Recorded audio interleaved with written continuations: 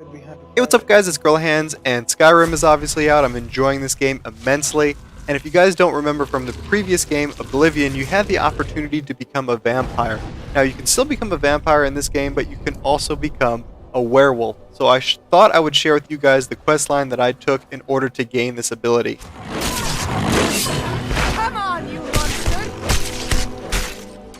So regardless if your starting area is Helgen or Riverwood, you're going to want to head north towards Whiterun. That's where the quest line started for me. So on the outskirts of Whiterun, I ran into a group of warriors combating a giant. I helped them finish him off, and that proved myself in combat to them. That is the start of the quest line. All you need to do from there is talk to one of them and say you are interested in joining the companions, and they'll invite you to their main hall. If you set this quest to be your active, it really won't be very difficult to find the companions hall. It's located in the back of Whiterun, and once there, you're going to want to talk to their leader, Kodlak, and that will begin the initiation process to become a companion. Talking to Kodlak will start the quest chain that will make you a member of the companions and ultimately lead into you becoming a werewolf. You will do things like fight fellow members to prove your abilities in combat, fetching weapons for companion brothers, and eventually fighting enemies of the guild. After completing around 3 or 4 different missions, you will be given the quest of the Silver Hand. That is the quest that will allow you to turn into a werewolf. In order to do this quest, you're required to meet a fellow member at night in front of the Underforge. It is located in the back of the Companion's Hall, directly below the forge. Once inside, you'll be asked to take part in the blood ritual necessary to become a werewolf.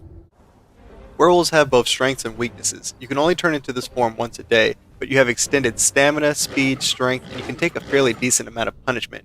You're immune to diseases in both human and wolf form, and you have the ability to induce fear into your enemies with your howl. You'll also be able to do executions more often than in your human form.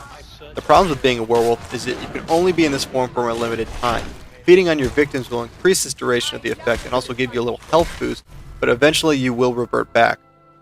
You can no longer receive the well-rested bonus anymore, and you can't access items in your menu, and you cannot speak to people or loot bodies. Also, you have a weakness to silver. There actually is a cure to being a werewolf, but personally I'm not going to seek it out because I think there's more positives than there are negatives to this form.